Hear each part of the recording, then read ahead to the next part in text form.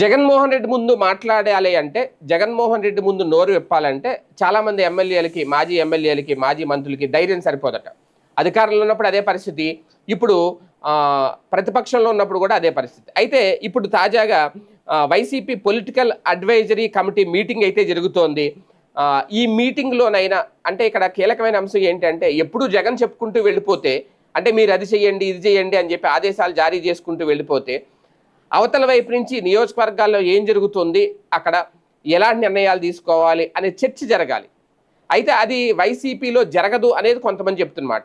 జగన్మోహన్ రెడ్డి ఆదేశాలు జారీ చేస్తారు, జగన్మోహన్ రెడ్డి కొన్ని సూచనలు చేస్తారు, అవి ఫాలో అయిపోవడమే తప్ప మనం చెప్పేది ఆయన వినరు అనేది కొంతమంది చెప్పే మాట. కానీ ఒకప్పుడులా లేరు జగన్మోహన్ రెడ్డి, ఇప్పుడు మారిపోయారు అనేది. కానీ ఇప్పుడు తాజాగా ఈ పొలిటికల్ అడ్వైజరీ కమిటీ భేటీ జరుగుతోంది.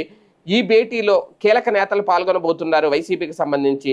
ఇప్పటికైనా జగన్ మాటలేనా, వాళ్ళ మాటలు కూడా వింటారా అనేది ఇక్కడ కీలకం. ఈ భేటీ అయిపోయిన తర్వాత, ఈ మీటింగ్ అయిపోయిన తర్వాత భవిష్యత్ కార్యాచరణ ఏంటి, ప్రణాళిక ఏంటి అనేది వైసీపీ చెప్పేదాన్ని బట్టి, అలాగే అడ్వైజరీ కమిటీలో సభ్యులు ఎవరైతే ఉన్నారో మొన్న కొత్తగా ఎంపికైన వాళ్ళు చెప్పే మాటలను బట్టి జగన్ వీళ్ళ మాట విన్నారా, వీళ్ళే జగన్ మాట విన్నారా అనేది అర్థమవుతుంది. కానీ ఇక్కడ కీలకమైన అంశం ఏంటి అంటే, ఏపీలో పునర్వ్యవస్థీకరించిన తర్వాత కొత్తవారు యువత అంతా కలిసి 33 మంది దాకా వచ్చారు దీంట్లో.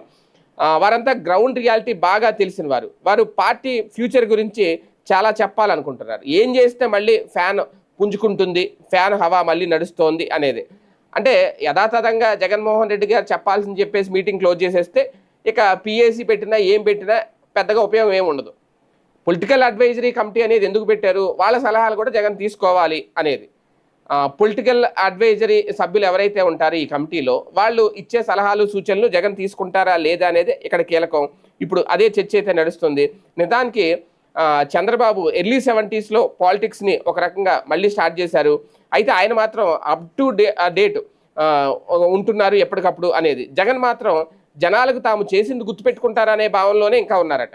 ప్రతి 5 ఏళ్లకు రాజకీయం మారుతుంది. ఈ ఆధునిక యుగంలో టెక్నాలజీ టైంలో ప్రజలు ఎంతో చైతన్యం అయ్యారు. ఎప్పుడు పెట్టింది ఇప్పుడు గుర్తుపెట్టుకుంటారు అనుకోవడం పొరపాటే. అసలు అప్పుడు పెట్టింది అప్పుడే గుర్తుపెట్టుకోలేదు కదా 5 ఏళ్లలో. మీవిచ్చింది మీకు అందితే, లబ్ధి పొందితే ఓటేయండి అని చెప్పి ఇంటింటికి వెళ్ళి చెప్పారు.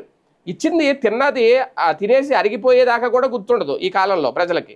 ఇంకా ఎప్పుడో నేను ఏడాది పొడుగు ఇచ్చాను, 5 ఏళ్ళ పొడుగు ఇచ్చాను, అదంతా గుర్తుపెట్టుకుని ఓటే అంటే ఎవడో ఓటేయలేదు, పక్కన కూర్చోబెట్టారు. 40% మంది ఓట్లు వేశారు. కానీ మెయిన్ ఆ 10% ఓట్లే కీలకం. ఆ 10% ఓట్లు అటు వెళ్ళిపోయినాయి. అంటే జగన్మోహన్ రెడ్డి అప్పుడు ఆలోచించింది మళ్ళీ ఇంకా ఇప్పుడుకి అదే ఆలోచిస్తే గనక ఇంకా రేపొద్దున అధికారంలో రావడానికి ఎలా సాధ్యం అనేదే ఇప్పుడు అదే. ఓకే, జగన్మోహన్ రెడ్డి ఇప్పుడు దేవుడిని నమ్ముకుంటారు, ప్రజలు నమ్ముకుంటారు. ఆ దేవుడు దీవిస్తే, ప్రజలు ఆశీర్వదిస్తే అధికారంలోకి వచ్చేస్తానని 2019లో అదే చేశారు. కానీ 2024లో మరి దేవుడు దీవించలేదో, ప్రజలు ఆశీర్వదించలేదో, మొత్తం మీద ఆయన అయితే అధికారంలోకి రాలేదు. ఇంకా నేను పాత చింతకాయ పచ్చళ్ళలాగా అదే పట్టు కూర్చుంటానంటే కష్టం. ఇప్పుడు కనీసం ఈ పిఏసీలోనైనా పొలిటికల్ అడ్వైజరీ కమిటీ సభ్యులు చెప్పేదైనా వింటారా, జగన్ చెప్పుకెళ్ళిపోతారా అనేది ఇక్కడ చర్చ.